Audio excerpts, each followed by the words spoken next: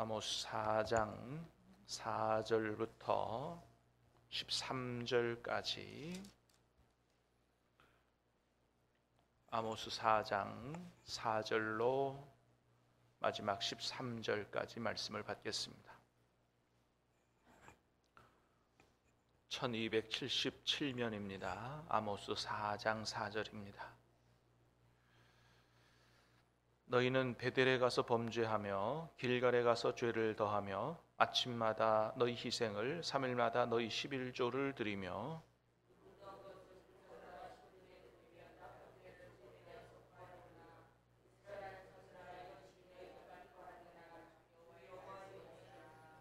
또 내가 너희 모든 성읍에서 너희 일을 깨끗하게 하며 너희의 각 처소에서 양식이 떨어지게 하였으나 너희가 내게로 돌아오지 아니하였느니라. 여호와의 말씀이니라.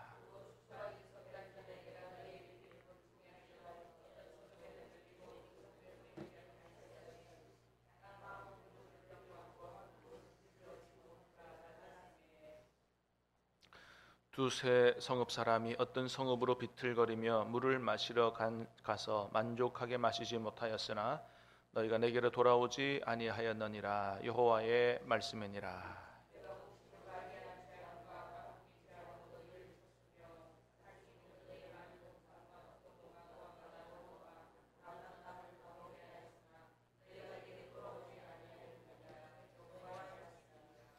내가 너희 중에 전염병을 보내기를 애굽에서 한 것처럼 하였으며 칼로 너희 청년들을 죽였으며 너희 말들을 노략하게 하며 너희 진영의 악취로 코를 찌르게 하였으나 너희가 내게로 돌아오지 아니하였느니라. 여호와의 말씀이니라.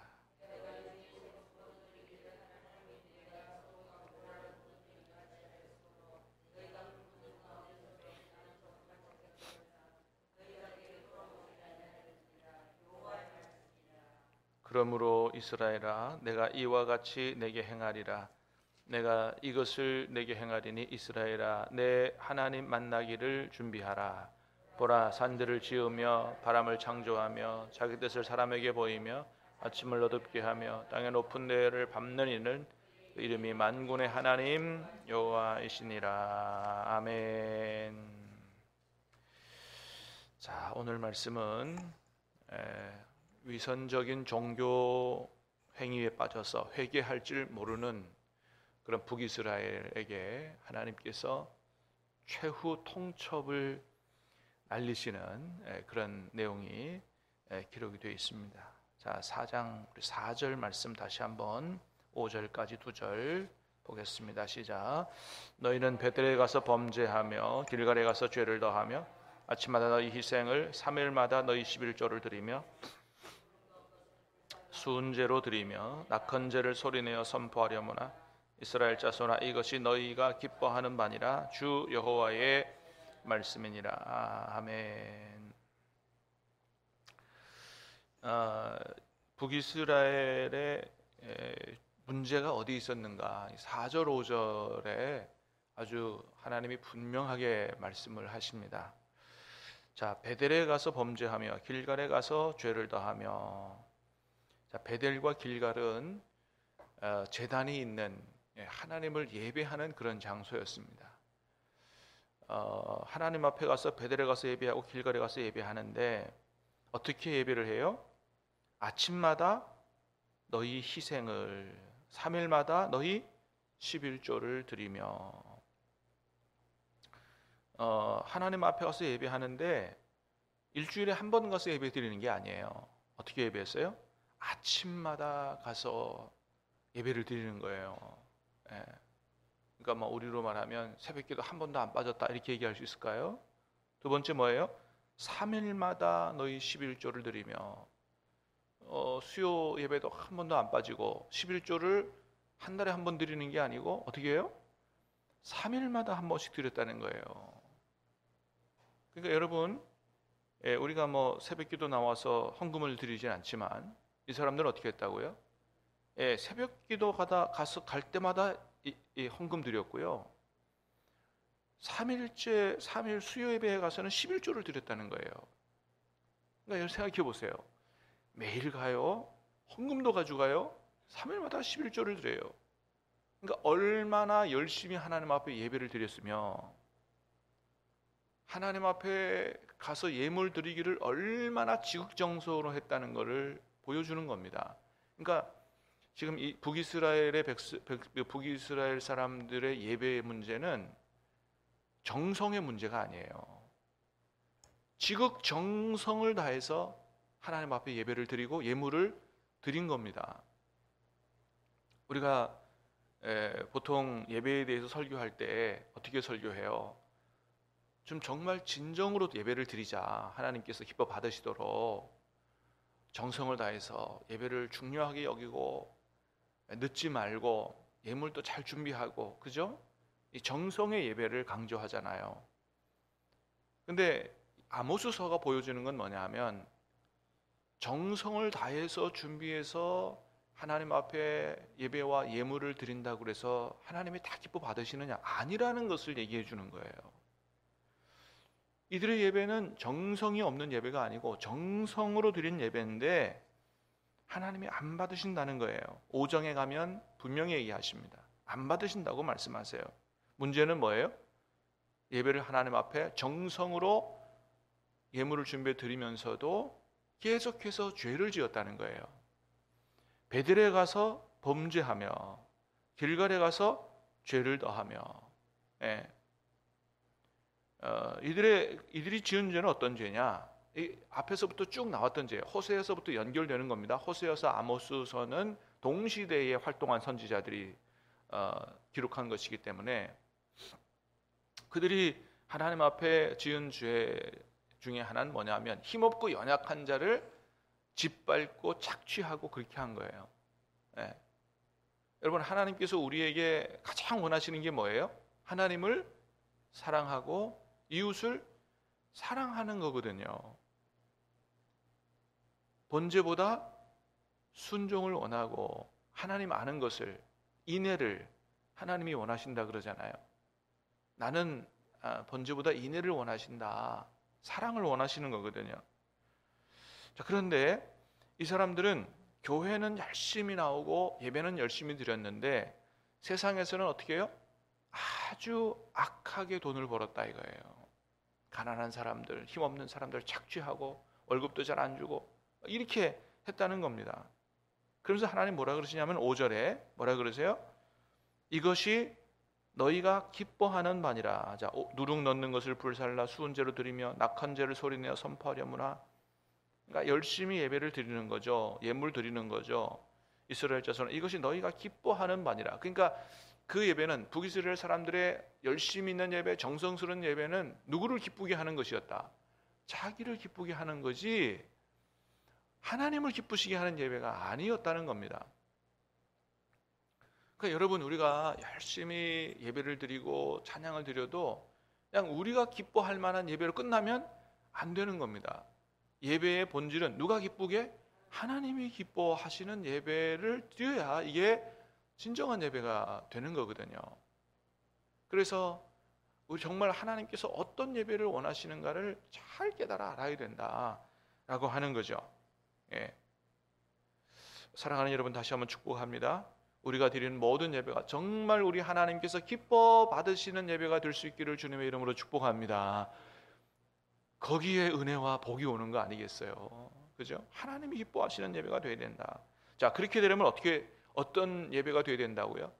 예배자들이 세상에서 살아갈 때 하나님의 뜻을 따라 살아가야 되고, 특별히 가난하고 힘들고 어려운 이웃들 착취하지 말고 무시하지 말고 그들을 돌보는 이런 긍휼과 사랑의 삶을 살아갈 때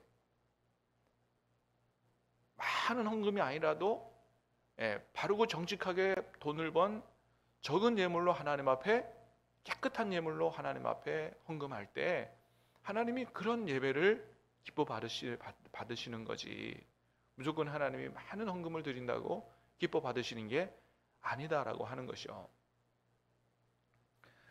결국은 하나님이 우리에게 원하시는 것은 사랑하는 삶인데, 사랑하는 삶을 살지 않고 착취하고 거짓된 방법으로 돈을 벌어서 하나님 앞에 드린다고 절대 하나님이 기뻐하시지 않는다라고 하는 거죠. 그래서 결코 기독교 신앙은 도덕적인 삶과 유리되지 않는다. 반드시 그것을 깔고 가는 거다라고 하는 것을 우리가 잘 알아야 할 것입니다.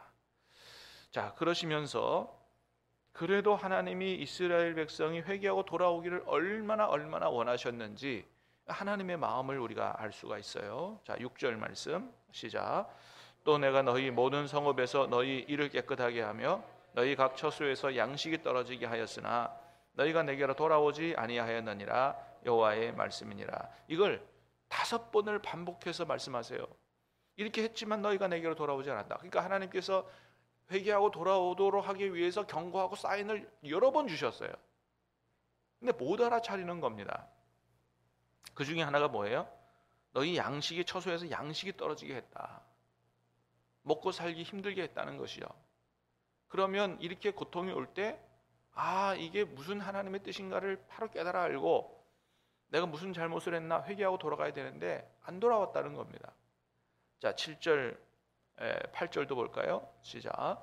또 추수하기 석 달 전에 내가 너희에게 비를 멈추게 하여 어떤 성읍에는 내리고 어떤 성읍에는 내리지 않게 하였더니 땅 한 부분은 비를 얻고 땅 한 부분은 비를 얻지 못하여 말랐음에 두세 성읍 사람이 어떤 성읍으로 비틀거리며 물을 마시러 가서 만족하게 마시지 못하였으나 너희가 내게로 돌아오지 아니하였느니라. 여호와의 말씀이니라.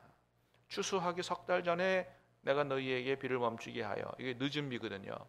늦은 비는 곡식과 과일이 열매 맺는데 아주 필수적인 비입니다. 그래서 가뭄이 왔어요. 마실 물도 부족했습니다. 이렇게 힘들고 어려우면 혹시나 하나님이 우리에게 돌아오라고 회개하라고 징계하시는 건 아닌가? 돌아봐야 된다는 거죠. 자, 9절도 시작. 내가 곡식을 마르게 하는 재앙과 깐부의 재앙으로 너희를 쳤으며 팥중이로 너희의 많은 동산과 포도원과 무화과 나무와 감람나무를 다 먹게 하였으나 너희가 내게로 돌아오지 아니하였느니라. 여호와의 말씀이니라. 그런 재해 10번에 보니까 전염병, 그죠? 내가 너희 중에 전염병 보내기를 이렇게 이제 여러 가지로, 그러니까 5번 말씀하세요. 이렇게 했는데 안 돌아왔다를 5번 말씀하시는 건 뭐예요? 그렇게 돌아오기를 하나님이 원하셨다. 그러니까 여러분, 우리가 어떤 자연재해를 당하거나 국가적 위기를 당하면 우리가 하나님 앞에 범죄한 것은 없나, 회개할 것은 없나를 돌아보고 하나님께로 돌아가야 되거든요. 여러분, 지금 이번에 우리 계엄령 선포되고 나라가 갑자기 이 위기 가운데 빠진 것도 그냥 정치로만 볼 게 아니고 뭐예요? 우리 그리스도인들은 그것을 영적인 해석을, 영적인 눈을 가지고 볼 수 있는 어떤 그런 눈도 있어야 되는 겁니다. 혹시나 하나님이 우리가 회개하고 하나님께로 다시 돌아가도록 하기 위한 어떤 그런 하나님의 섭리는 없나? 아니 2024년에 갑자기 이 말이 되는 겁니까? 이게 도대체 어떻게 계엄령이 선포되냐 이거예요. 무슨 전쟁이 터졌습니까? 무슨 어디서 폭동이 일어났습니까? 이게 도대체 무슨 일이냐 이거예요. 이해할 수 없는, 다 거짓말이라 그랬어요. 놀리지 마라. 무슨 소리 하고 있느냐? 에? 말이 안 되는 소리라는 말이죠. 근데 말이 안 되는 일이 어떻게 이게 일어나가지고 지금 국격이 실추되고 이 말도 못하는 위기 가운데 빠져드느냐? 혹시 하나님의 사인은 아니냐 말이죠. 예, 우리가 그런 것들을 생각할 수 있는 영성이 있어야 한다라고 하는 거죠. 자, 그런데도 안 돌아오니까 하나님이 최후 통첩을 날리세요. 뭐라고 날리세요? 12절 말씀 시작. 그러므로 이스라엘아, 내가 이와 같이 내게 행하리라. 내가 이것을 내게 행하리니 내 하나님 만나기를 준비하라.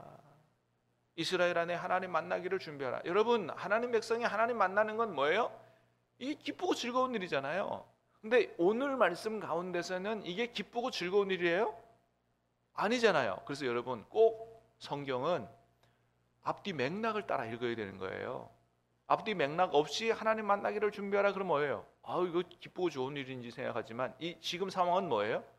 이거 두려운 말씀이거든요. 두려운 말씀인 거예요. 그러니까 여러분, 우리가 다시 오실 주님을 기다리고 준비하고 하지만 예수님 다시 오시는 거, 그러면 우리가 천국 가고 영생 얻고 이제 완성된 천국, 이게 다 기쁘고 즐거워할 일만은 아닐 수 있다. 그러니까 주님 만날 준비가 되지 아니한 사람에게는 그날이 두렵고 떨리는 날이라는 거예요. 어떤 사람이 기쁘고 즐거운 날이에요? 주님 만날 준비가 된 사람이 이게 기쁘고 즐거운 날이다 라고 하는 거죠. 그래서 우리는 예배 때마다 하나님 임재해 주시고 하나님 만나는 예배가 되게 하시고 하나님 만나기를 소망하지만, 사실은 구약에도 보면 이스라엘 백성들이 하나님 만날 때 되게 두려워했던 걸 봅니다. 오죽하면 하나님께서 직접 말씀하게 하지 마시고, 하나님, 모세 너가 중간에서 우리에게 하나님 말씀 듣고 전해달라고 이스라엘 백성들이 그렇게 했을까요? 네. 사실 하나님 만나는 거 두려운 일이거든요. 그런데 어떻게 해요? 회개하고 하나님의 뜻을 따라 살고 정말 하나님을 사랑하고 사모하는 사람은 그 만남이 놀라운 기쁨이고 축복이지만, 그렇습니다. 오늘 하나님은 이스라엘 백성에게, 우리에게 말씀하십니다. 하나님이 정말 원하시는 예배자, 성도, 예배는 어떤 건가? 하나님은 우리를 향해서 어떤 마음을 가지고 계시는가? 정말 어려움을 줘서라도 깨닫고 회개하고 하나님께로 돌아오기를 바라신다. 그리고 주님 만나는 그날이 기쁨의 날이 되기를 원하신다. 우리에게 주시는 말씀으로 가슴에 새기고, 또 한 주간 세상에 사는 동안에 주님과 함께 교제하고 동행하고 말씀에 순종하고 특별히 어려운 이웃들을 사랑하는 이런 삶으로 말미암아 하나님께서 기뻐 받으시는 한 주간의 삶이 되시는 삶의 예배자로 살아갈 수 있기를 주님의 이름으로 축복합니다. 기도하겠습니다.